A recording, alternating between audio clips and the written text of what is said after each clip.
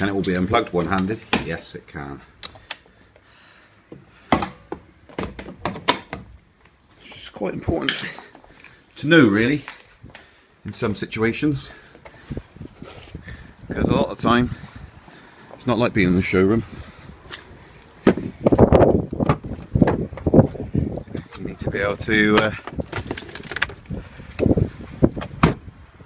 do everything one-handed sometimes, especially when you've got kids. So that works.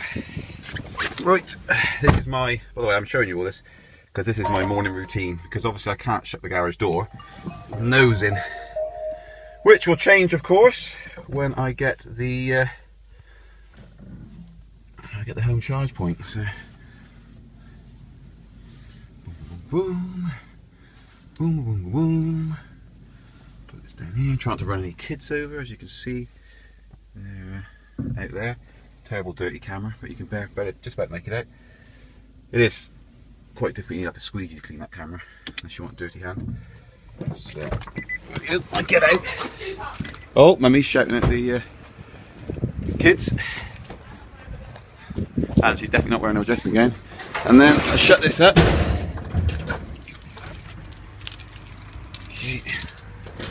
And then it gets locked, and then the car's out ready to go. That's the routine. So that's about, what's that, 1 minute 50, something like that. Eagle-eyed viewers among you will notice that the gasometer started on about 84, which is one of the few times it's done that. I've done it once before. Temperature is 4 degrees C, but of course, as I've now distinguished, that doesn't really mean anything at all, that gasometer. So I just completely ignore that now and go with a battery percentage. So going back to this regeneration in the morning when you first set off on the journey, it's been proposed, and it sounds about right, that, and it probably is right actually, that it doesn't regen properly in the morning because it's 100% if you leave obviously charged up. But as you can see, I'm letting off there, at 95% it also doesn't regen. Pretty much. This is just stuck on those two, ow, that's a bumpy road this is, on those two bubbles.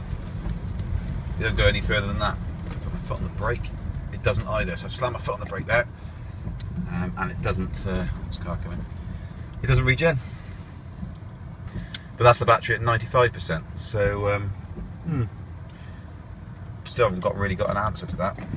I know it would make complete sense not to regen at 100% because obviously you damage the battery, but it also then doesn't seem to, unless it's like, well, I'm going to try I suppose 94%. No, same result, slam the brakes on there. Yeah, strange. Perhaps it goes a lot lower until you get full regen.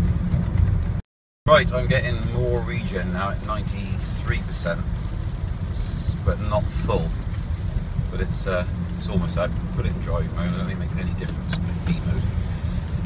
So foot on the brake. Yeah, see, foot on the brake. I get 3 now, so it's gone one more bubble at 93%. So it does appear to be linked to do with reduction in battery capacity, but obviously that's kind of a bit of a shame in some respects, because as you're aware if you watch the previous episodes, on this journey I can make a percentage of the battery back up, but I lose that efficiency of being able to do that if it's fully charged at the start of the journey, and even when the battery's down at 95, it is 5% of its charge, I can't make that 3% back up, which is a shame really. So you have to let it run down to about 93 until you can then start trying to work to regain some of that battery on your journey if you're into that sort of game. But of course with my journey being 6 miles, that's you haven't got a lot of journey left unfortunately to try and make that up. So you lose the opportunity to be able to regenerate power back into the battery despite it not being at 100%. There's no danger, especially on a 6 mile journey. There was no danger, in fact it should be the same regardless of the length of the journey, shouldn't it? If you're leaving at 100, then when it gets to 5% it doesn't really matter how short your journey is. Sorry, if it gets down to 95%, so you lose 5%, you'd think you could start earning some regen back. Well, a reasonable amount of regeneration, should I say. Because it gives you about, have a quick look what it was regen at. With 2 bubbles, it gives you approximately 10 kilowatts back for the first 5% of battery loss. And then, see now. No, so still haven't got that last bubble, but that gives you 20 kilowatts back where I'm at currently. So yeah, excellent. Little thought, what I will do is take my owner's manual and video it page by page. I'll turn the pages, obviously I have to do it manually, and film it and then put it up as an individual video. So if you're out on the road and you're not sure about something and you're a new Leaf driver, or you've been driving a long time and haven't read the manual, because I certainly haven't read it all yet, read some of it, then you could just reference that video and have the full manual. You just have to pause it on the page that you want. So that's what I shall do today. Okay, about to leave work. Raining still, very, very windy as well. Gotta go home and take my boy to football.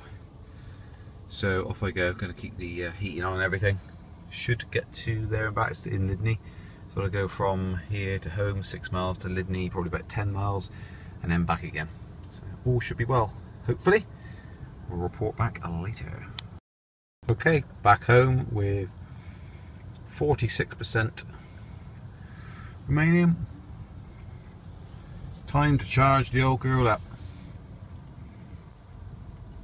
Real bad weather we've been in. Windy, rainy, you name it. We've had it. Okay, try not to crash it into the wall. But there we are. That's our journey. Time for a charge.